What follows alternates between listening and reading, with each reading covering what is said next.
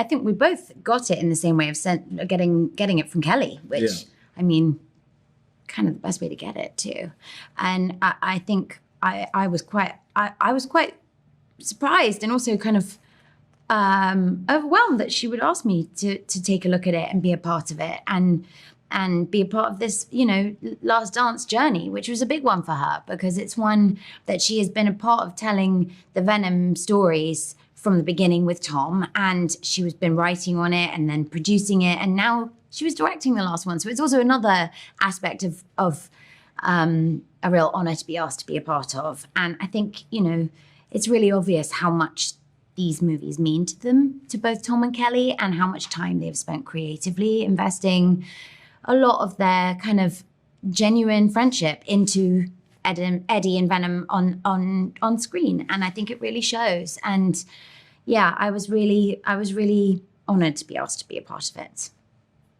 Yeah, I felt the same way, just a real privilege, and Kelly asking me to read it. And I thought that it's, I love the kind of Venom universe, just the whole Venom franchise, and that relationship between Eddie and Venom is so unique and so just sort of incredible to watch. And they're a lot of fun, the films, and they're fast paced and they're, just really exhilarating and engaging. And so knowing, again, what Juno was saying, that this meant a lot to Kelly, and that there was such a emotional commitment and engagement with it, and just a really passionate fan base, that were really excited about this as the sort of last interaction between these two characters, was really exciting. And then this great part to play, great cast, Juno, just really exciting that we were going to get to kind of have our own little dance, the first dance. So that was really fun. This kind of, the sort of military science kind of dynamic was really great. So there were just so many things, that I was really excited about. So thrilled. I played General Strickland, and so he runs this facility, which is this hyper secret facility that's by Area 51. And there's alien life down there. And so the facility is split in two between the military side and the scientific side. So they have, Dr. Payne sort of runs the more scientific side over the general auspice of the military, who kind of safeguard the area and secure the facility. I'm glad they were separated, Yeah, and then this is where the tension comes from. See? But when you see the film, you'll see, I think you would, from a visual perspective, prefer to come and be on the science side. It looks like it would be a nicer place to hang out underground. The military side doesn't necessarily look desperately inviting. Yeah, they've got nice equipment, there's sort of Bunsen burners. We have green life down there. We've growing plants. That's true, actually. There's plants down there. That was interesting. So we have this kind of, there's a sort of dynamic that's going on, because obviously your concern is more to do with the creatures themselves. My concern, I suppose, is more to do with humanity. Yeah. Which is interesting, because they're both obviously important in their real world. It's like the idea of having this as a real concept, which I think was important for us too, to play this in a very grounded way of experiencing it within the Venom universe of Venom and Eddie are the wild ride, and they go on these insane adventures, and you see these extraordinary sequences with them. And so for us, it was this kind of, it was a human reality, very much so, and a human conflict going on. And I think, getting to play Dr. Payne was something exciting, because she's a scientist, but she's doing that because of something that happened when she was a child. She lost someone very dear to her who had always dreamt of understanding more about the great beyond, and going and exploring space and seeing what is out there. So she is doing this from a really emotionally invested place in her heart. And I think that does make her judgment questionable at moments, because I do think she prioritizes protecting symbiotes, aliens, and in a way that could be dangerous to humanity. But I think in those moments, she's leading with her heart, and that is an interesting conflict to have, because technically they both have a right to feel the way they're feeling. Totally. Yeah, and it was fun to get scenes like that too, especially with such an incredible actor like Chiwetel. Getting to really find these meaty scenes in this universe too was something really special, I thought. I think it's such a wild ride, all of that stuff. And as you know, as Brock and Venom enter the water, and we're sort of chasing them, and then you're just aware that that first of all, it's all happening in what feels like real time, you know, and it's all practical. And I think that's what was really extraordinary about what we were doing, is that so much of it felt practical, felt sort of tactile, that you could, you know, to your point, you know, you could touch it, you could see it, you could, you know, you could just really engage with all of these sets, with all of this action.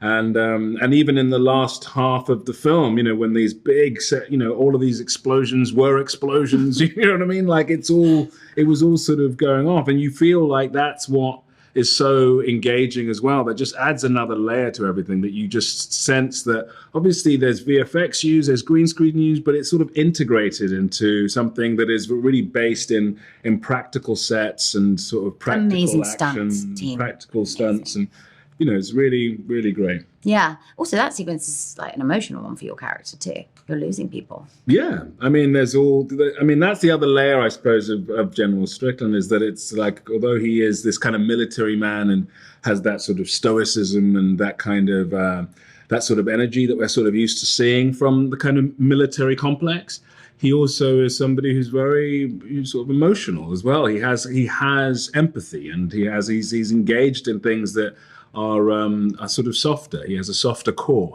you know, and that in a way makes him both, you know, relatable, but also it kind of, you sort of understand why he pushes things potentially too far. I think it's a really fun ride. You know, it's really fun. It's a really engaging, exhilarating story, but it's also the story about this friendship, you know, and it's the friendship between Eddie and Venom, and we've seen that story, we've seen that friendship build over these three movies. And then here we are at this kind of moment where it all kind of, they have to make all of these decisions, and they're hard decisions, you know. And so you end up kind of thinking that an audience can really see, you know, this kind of great superhero film and this really incredible relationship. You also go out and you're sort of reflecting on your own friendships and your own interpersonal like dynamics, which is really great.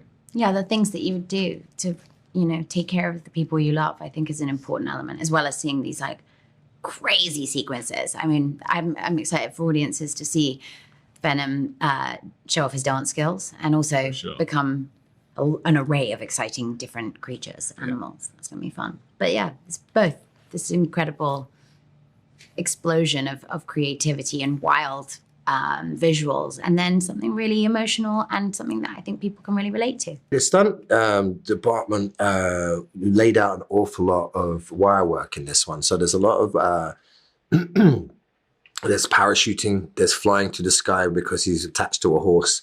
There's spinning out, there's falling off a plane. There's underwater work, which is a lot of wire work again, underwater. What else is there? There's motorbike. The motorbike at the end. Yeah, oh my God. Then there's the dog fight. Yeah, there was quite a lot. And all of that was in Crocs or one cowboy boot or one shoe.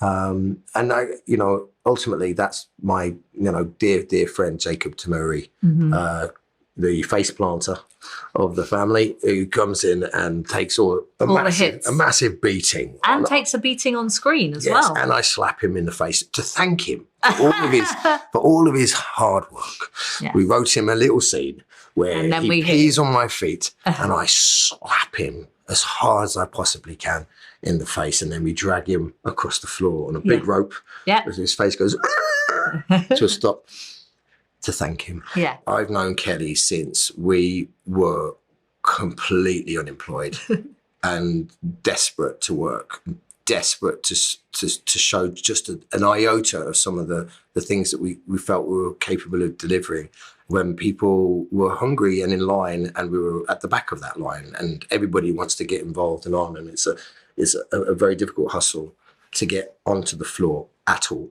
And we were friends like since then. Like, and we tried out pitching together.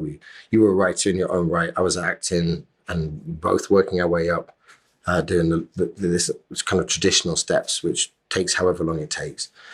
And then we would, because we were friends, we would always, whenever I was in a sticky situation with a film where I couldn't understand how to articulate a character in a way that was the way that I could deliver, and I needed help, Kelly would, if depending on that film, how they felt, Kelly would be invited to come along and fix that situation because she knew what I was trying to say or deliver.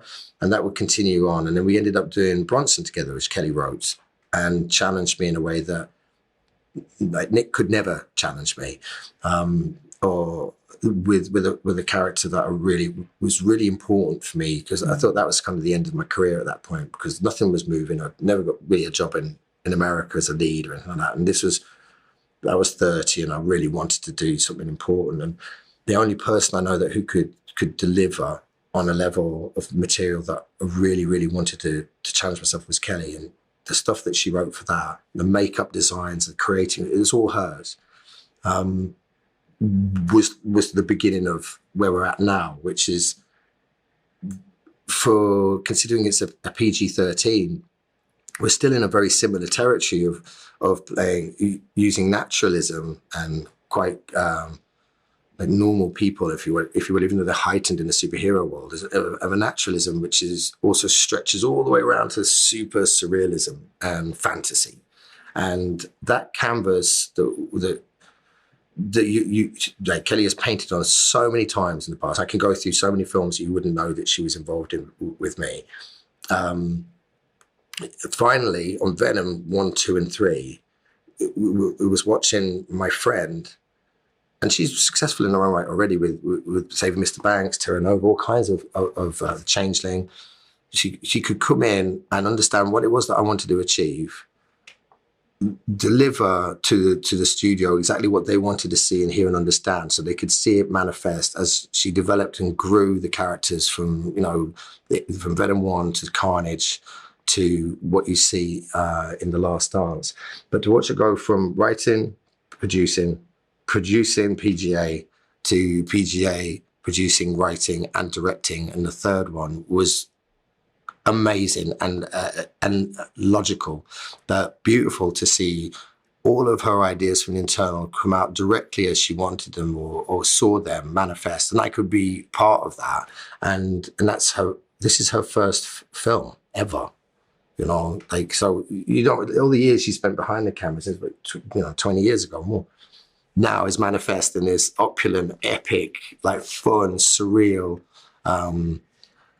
comedy and yet love story in some aspects, and a human story which is vivacious, bubbly, fun, and epic, and stand alone within the world of superhero movies. That's all her, and I think it's a really once in a lifetime thing to experience as a friend, the growth of your friend, stepping into shoes that are rightly hers. Venom is like a dog. Yeah. And we both understand that there's a saying that I like to play with, that you can't convince the dog that you're somebody else, because a dog will always know who you are.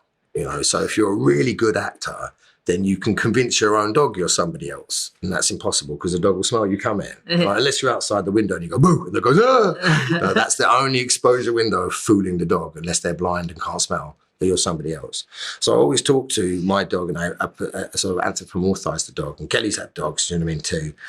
And she understood the nature of the mission and the aspect that Venom is a massive dog. Yeah. It's something aspect so that he can be primal and can be loyal and loving like a dog. I think they're going to see something really epic. It's very different to the first two movies. We've taken them out of San Francisco. You're going to get to see Venom in daylight for the first time.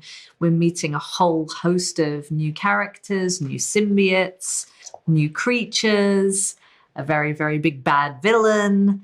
This one just feels much more epic and has a lot of scope. It has a sense of self as well. I think it breathes in a way that it's allowing itself to be the exotic fruit that it is, as opposed to something that is conforming. It has its own legs and its own heart, and we've thoroughly enjoyed bringing it to the screen.